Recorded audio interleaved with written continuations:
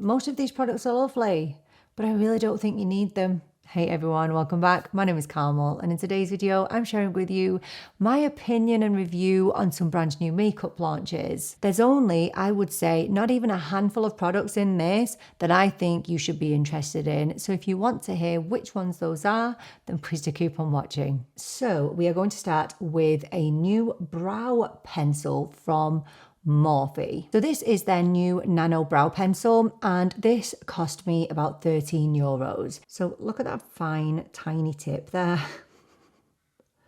And it's got a spoolie at the end. I love a good nano pencil, I really do, because they allow you to produce really fine hair strokes, which, let's be honest, I definitely need those. So I've used a little bit of a brow pen at the front. This is in the shade Java, which is kind of a really dark brown. Now I've used this a couple of times and it's okay. It's not as creamy. Oh, it just broke. Great. Don't press hard, friends, because then it breaks. It's not as easy to distribute the product as, say, my Benefit. So I've not been overly impressed with this, to be honest, which is strange because I've been really impressed with everything Morphe have brought out recently. So although it's fine, it doesn't perform as I would like it to. With it being such a nano tip, I expected a lot more from it. It still doesn't give me super fine hair strokes, and it really should do better. Yeah, this is not something I would say you need to run out and get, really. It's just fine. So at the same time, I also picked up the new Morphe Brow Gel. This is the Micro Manager Gripping Brow Gel. This cost €14. Packaging is actually really, really beautiful. And you know, when you twist it, I thought that this smaller part of the component would be the actual spoolie, but it's not. Look, that is so weird, isn't it?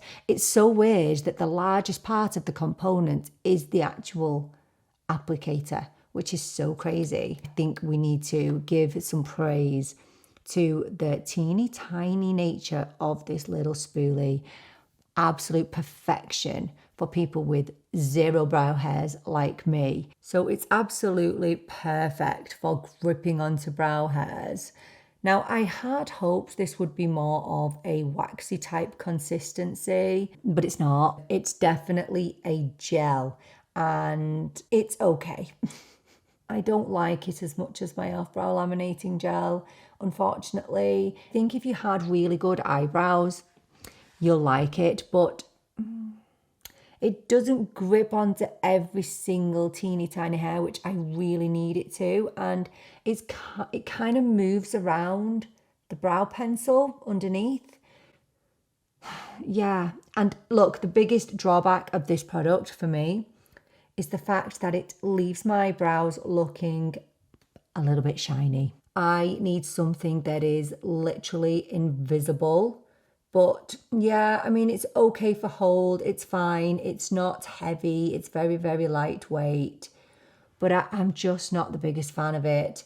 And it's a shame because this reminds me of the Charlotte Tilbury brow product. It's so amazingly small and perfect for gripping the brows. Yeah, I'm just not a big fan, to be honest. And I had such high hopes for that and the Nano pencil, but yeah, it's not great. So I'm just going to leave that to dry down a bit, and then I'm going to kind of straighten up my eyebrows. So on the face today, I'm going to start with these. These are the Catrice Cosmetics Glow Drops. This is in the shade Walking on Sunshine, and I picked this up, I think it was about €5. So you can use this on its own or in conjunction with other makeup products.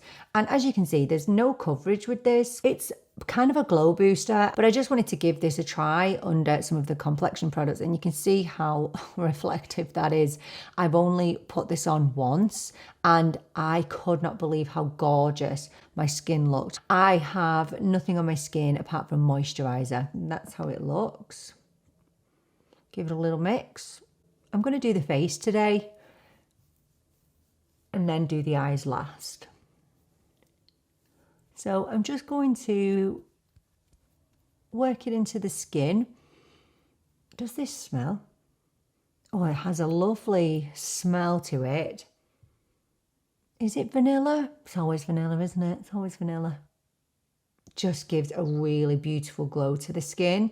This would be amazing to use under maybe a really matte foundation or a satin foundation. Today I'm going to be using it with a foundation stick. Definitely not too glowy. I think, as with any kind of glowy highlightery type product, it is going to emphasize your pores a little bit until you get a little bit of foundation on over the top of it. So I can see a little bit of an emphasis on my pores, but a little bit tacky on the skin. But if you like glow boosters, this is really gorgeous and it smells divine. Let's go in with a bit of concealer, and we're going to use this from Kosas. Now, I picked up the mini of their very infamous concealer because I just could not watch people talking about this concealer anymore. I had to see what the fuss was about, but I didn't want to invest in the full size because some people think this is a holy grail and some people think it's terrible. So this is the Mini Revealer Super Creamy and Brightening Concealer. This is only 2ml and I paid €15 and it's €31 for the full. There are limited shades in the mini and this is the shade 4N, but I just find it to be pretty yellow. You know what? It does feel hydrating, so that's a plus.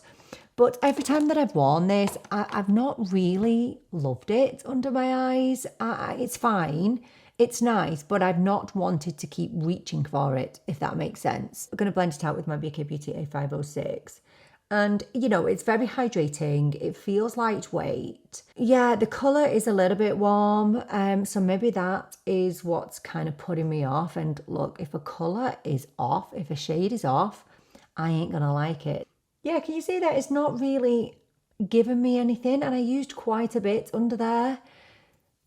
I think, did this go viral because Hailey Bieber was using it? I love Hailey Bieber. She's gorgeous and amazing and beautiful, but she's also got perfect under eyes that don't really need much concealing. So I think I just need more. Yeah, look, I can still see all of my darkness. This eye, not so bad, but this is my good eye. So let's just build it up a little bit more. But remember, the more you build something up, the heavier it's going to look. And it wears fine. It's just unremarkable to me. I know it's a holy grail for so many. I think it does depend on the state of your under eyes and also whether you pick up the correct shade. Yeah, I just don't like how my under eyes look. I can still see the darkness. Well, I guess it claims to be a medium buildable coverage, so it's not going to give me a lot of coverage, really. But yeah, I don't know how buildable it really is, but I will say it feels hydrating. It's not creasy, but let's just do a little bit more of the complexion and then we'll revisit the under eyes. So I just want to revisit a review I just did, and I really made such a mistake in that review. One that has haunted me since I discovered that I'd made a mistake. So I recently reviewed the Maybelline BB Cream, the Nude, what's it called? BB Nude. So I reviewed this, and one lovely viewer pointed out that she thinks when I swatched these that I described them the wrong way around. So I picked up 30 and 40 and I did apply 40 and reviewed 40 correctly. But when I hand swatched them, I said that 30 was 40 and 40 was 30. And I have been traumatized. Like literally traumatized since that happened. I honestly thought to myself, I just can't do this anymore. I am devastated that I verbally described them incorrectly. Could not stop thinking about it. Haven't slept properly because of it, because that's gone out and thousands of people have watched it and I described the shades incorrectly. So I want to swatch them correctly for you to correct that error. So this is shade 30. This is 30 here, which is a little bit warmer, and this is 40. And I don't know how I got these mixed up. I don't know whether it was the lighting in here that threw me off when I was swatching them, but please accept my sincere apologies. I don't know how I verbally mixed those up, but if you go back to the review, I definitely applied 40, 100%, which is this one, the more pinky toned out of the two. Maybe peachy, actually, I would say. So this is 30.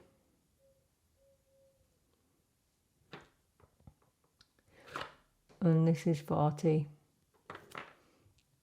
And 40 just blends in better with me. My lovely friend Sarah, she asked me if this could be used as an SPF under your foundation. So we're actually going to give that a go today to see if you can, because this is really light coverage. Now it is a BB cream and it's designed to be used on its own. But today I'm going to go in with a really light layer of 40 again.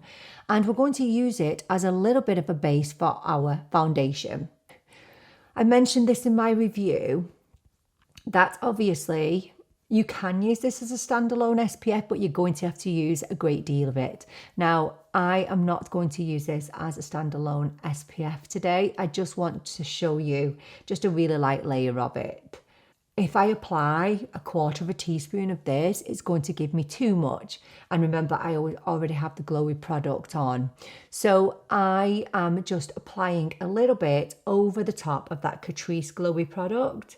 And you can see how lightweight the coverage is when I'm blending this out. So this BB cream is actually a Europe and India exclusive at the moment, so it's not available in the rest of the world. It's very, very inexpensive. I picked it up for €5 and I actually had a lovely viewer message and say that it was actually £2.50 at the time. The problem with this is it comes in very, very limited shades.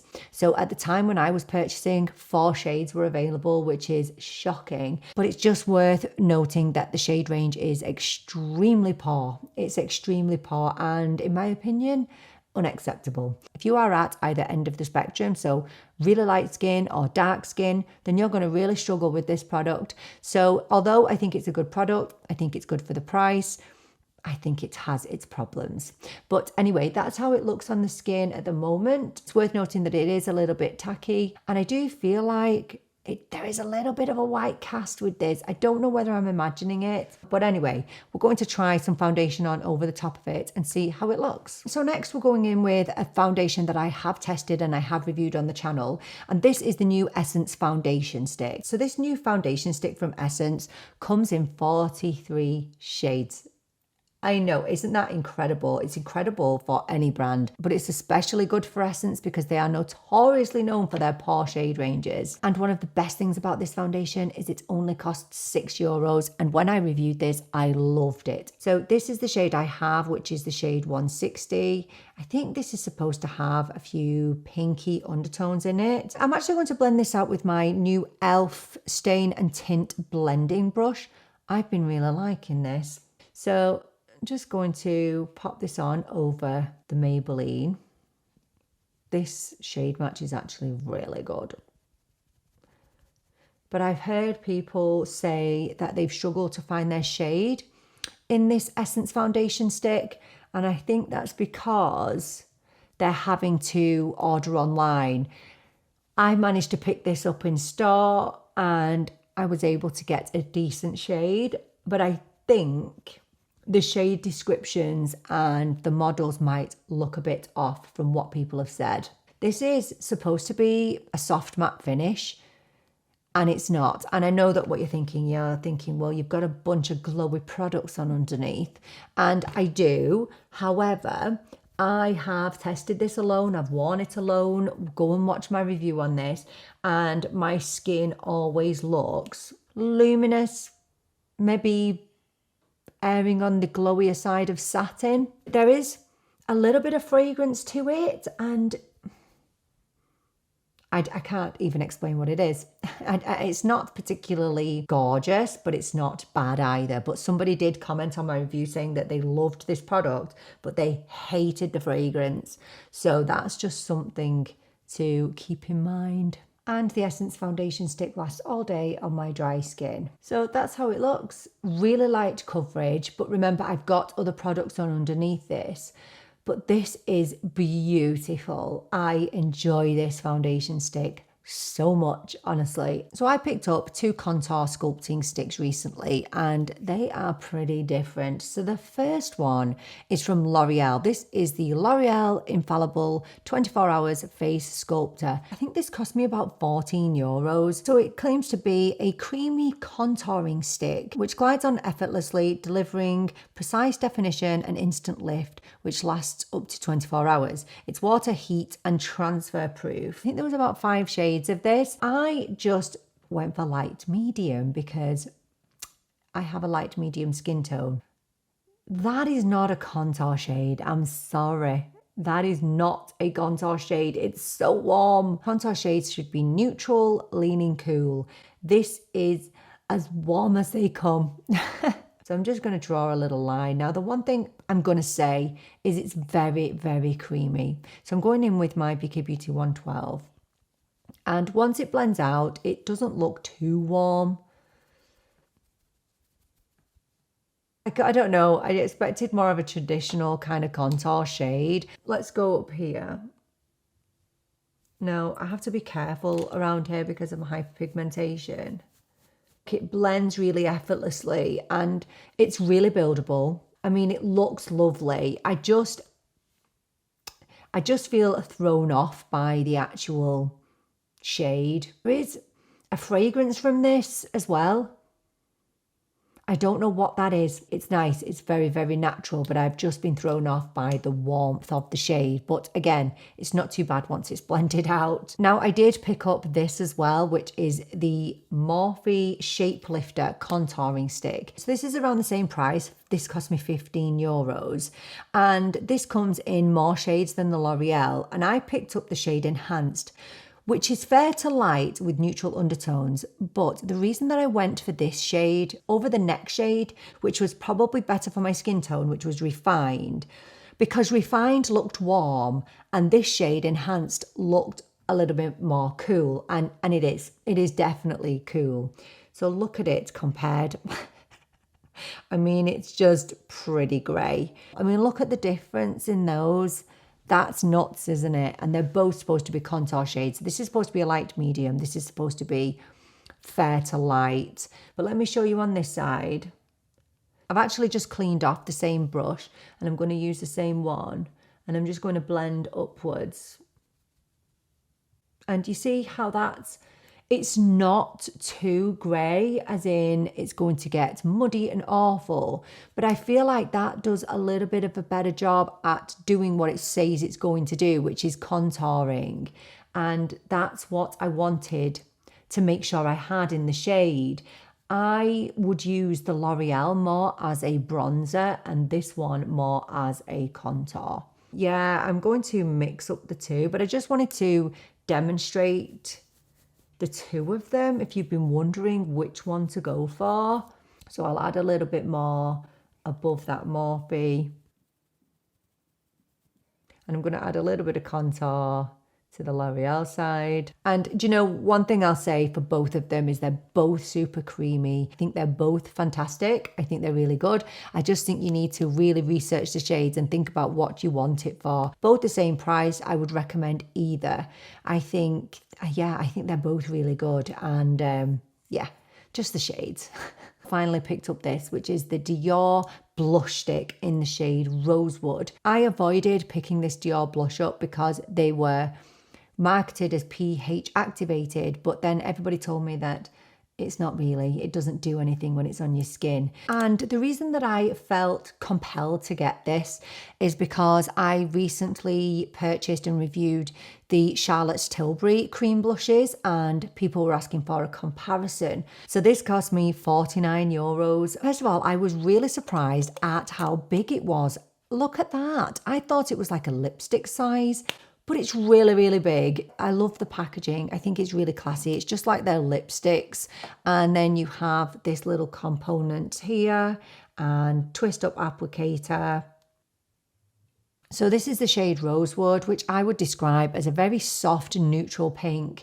And people have been asking for a comparison between this shade and Rosy Glow from Charlotte Tilbury. And I'm sure that you've all seen the comparisons by now, but I'll show you a daylight swatch of these side by side. I would say that the Charlotte Tilbury has a little bit more fuchsia to it. It's a little bit cooler in tone than what Rosewood is from Dior. They have a lot of similarities. If you have one, you definitely don't need the other one. One thing that swings it in Dior's favour is the fact that I think it's a more of an everyday shade because it's quite neutral. However, I would say the payoff and the pigment is different with the two of them. So I would say that the Dior is more sheer and buildable, whereas I think you get more pigment and coverage with the Charlotte Tilbury. So I'm actually going to apply this with my BK Beauty 109 brush, and I'm going to pop it a bit more onto the back of my hand and just pick it up like that and just pop it onto the high points of the cheek.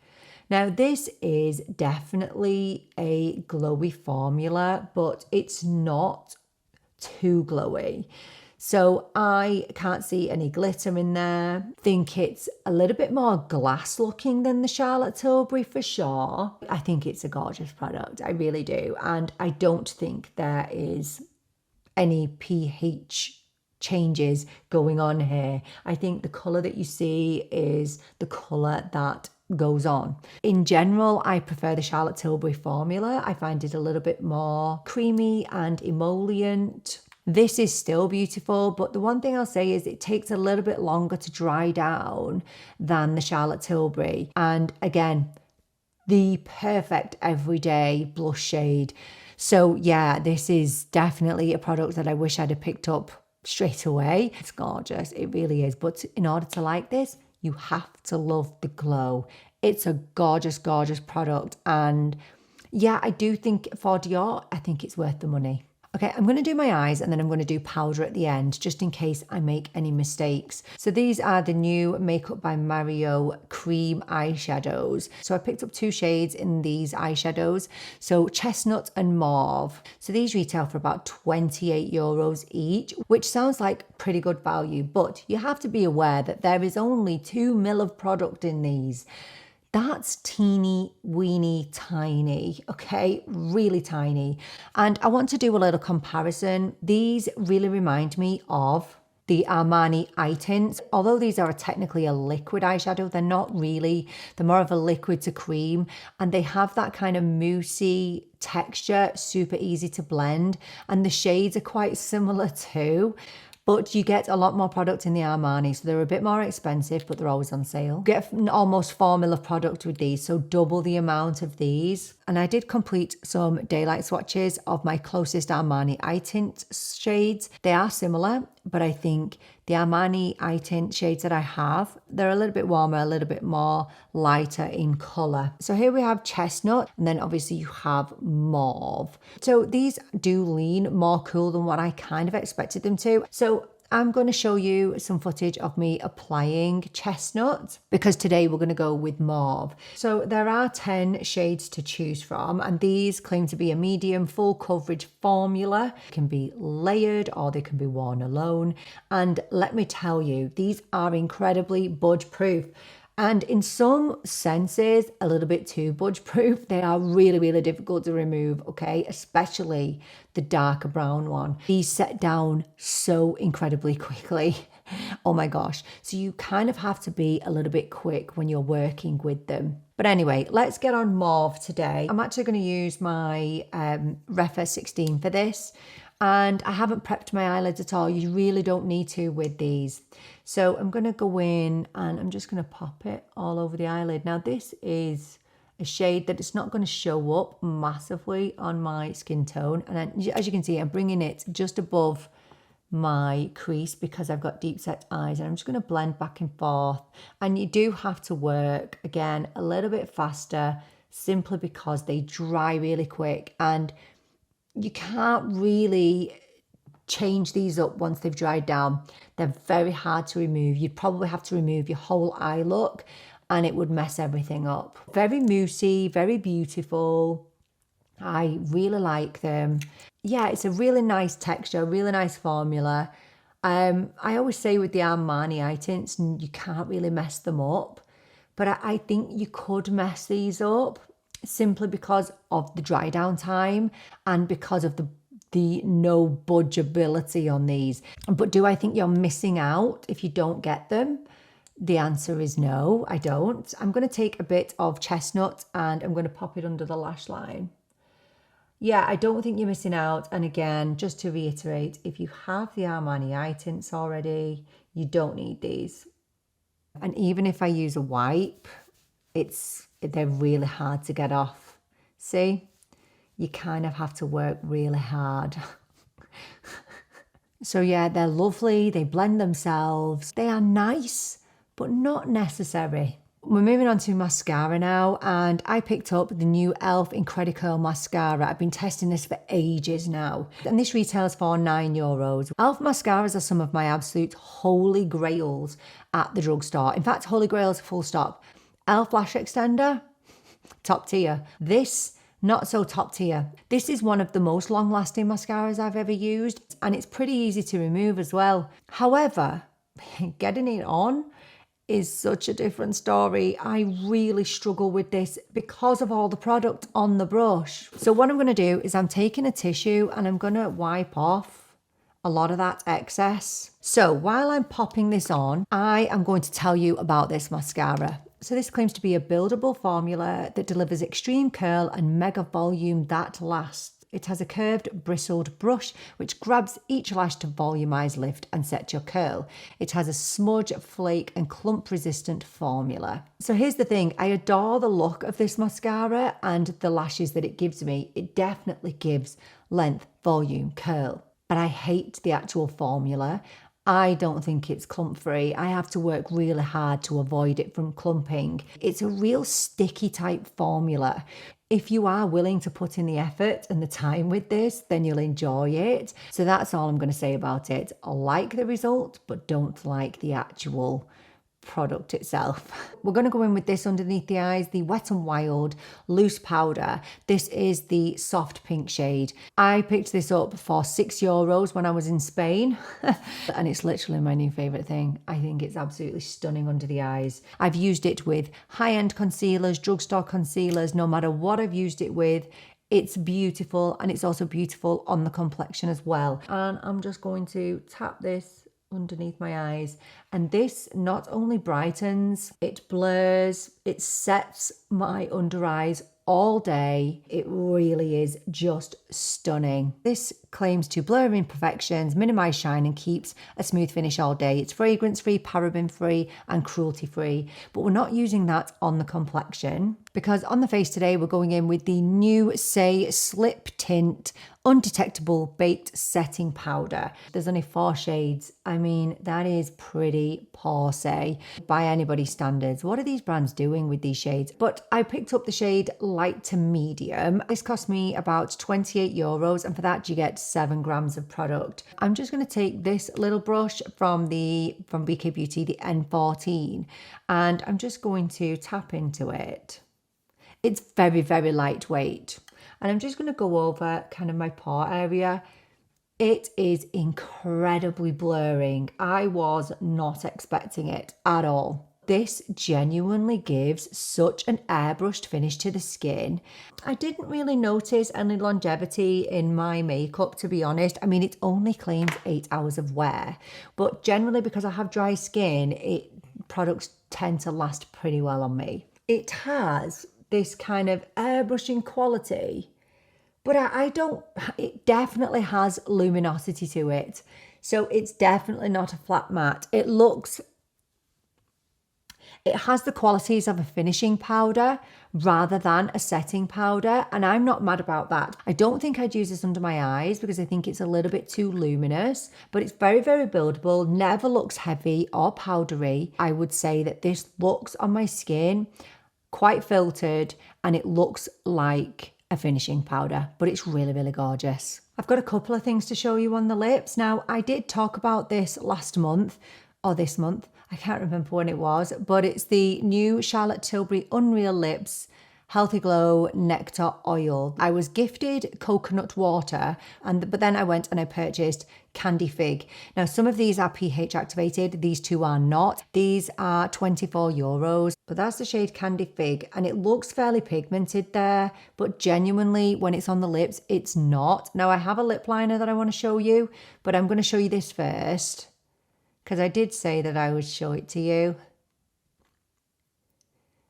These have I would say a sheer tint to them. They give you that glass shine lip without being sticky, without being tacky. They're absolutely stunning. I love the taste and fragrance, and I can be a bit adverse to taste and fragrance in my lip products. If they're too much, I don't like it, but these these taste delicious. They're really gorgeous. So these are a yes from me, but I just wanted to show you Candy Fig because I did tell you that I was going to try and pick it up.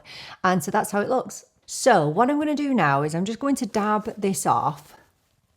I wasn't going to purchase this, but the intrigue and the curiosity got the better of me. So I ended up picking up one of the Huda Beauty lip contour stains. I'd heard such mixed reviews on them that I had to find out for myself. So this retails for about €25, and for that you get 1 ml of product. That's not very much really, is it? 1 ml. So it claims to give a natural matte finish that won't budge. It has a dual-sided felt tip design. So you can use the tip to line the lips and you can use the flatter side to kind of fill in the lips. We're not going to fill in the lips today. I'm going to go back in with the Charlotte Tilbury. And do you know what? I don't really know what I think of this. So I picked up the shade Soft Nude. That's what Soft Nude looks like. And it just looks brown, doesn't it? In order to make this work, I kind of have to go really lightly with this because this really does dry down super fast. I am going to just kind of feather around the outline of my lips.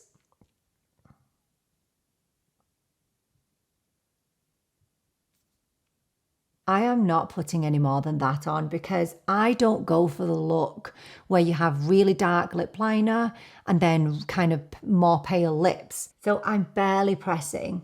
I mean, it dries pretty much immediately. I would rather go in with barely any and then build it up because it just looks silly on me otherwise. No matter how much I try to blend, it just doesn't really blend. I just can't seem to make it work because what happens is it bleeds into my lip lines and settles into my lip lines and it's not flattering on me, and it's definitely budge proof. See, there's nothing on there at all. It doesn't move. It really doesn't move. But for me to use this, it has to be a very light application because if I don't give it a light application, I just look silly. Well, let's pop a little bit of Charlotte Tilbury on over the top. Yeah, look, I think the shade has something to do with it. I think the shade is just a little bit too dark. I don't like how I can't blend it in. I needed to try it. I needed to get it out of my system. And I've had no issues with it drying out. I store it upside down like Huda says you should. I think it's pretty innovative. But at the same time, it dries too fast for me and my liking. So yeah, it's just not the one for me, I don't think. But it's a nice idea. Okay, lastly, I've been testing this out recently. Now, I usually do my spray before I do my powder, but I forgot. I did forget. So this is the NYX The Face Glue Setting Spray. So this retails for €12, and for that you get 60 ml of product. So this claims to be a transfer resistant waterproof setting spray that gives all the grip with none of the stickiness, and it's definitely not sticky at all, and this definitely does help with the longevity of your makeup. So I'm just going to give it a spray. Now I'm going to say that the only thing I don't like about this is the actual mister. When you're putting it on your face, it literally fires out. I prefer something to just fall over my face, whereas this literally shoots out at you. Oh, it's like it's shooting you. Honestly, it is. It does smell nice, but can I just say one thing I don't like about this, and it's with the glue line, really, the NYX glue. I've avoided the primer of this because it looks like the glue that I used to use as a kid in school, and I don't like the aesthetic of this packaging. I think it's off-putting, but the actual performance of it is good. I don't think it does a whole lot to melt your makeup into place, but it definitely does help with the longevity of your makeup. Not sticky as you would think it would be. It does perform really, really well in the short space of time that I've been testing it. I think it's really good. Just wanted to quickly recap and say that I don't think any of these products are terrible. I just don't know if they're worth you running out and purchasing them. I think the only ones that I absolutely truly adore is the Wet n Wild Loose Powder.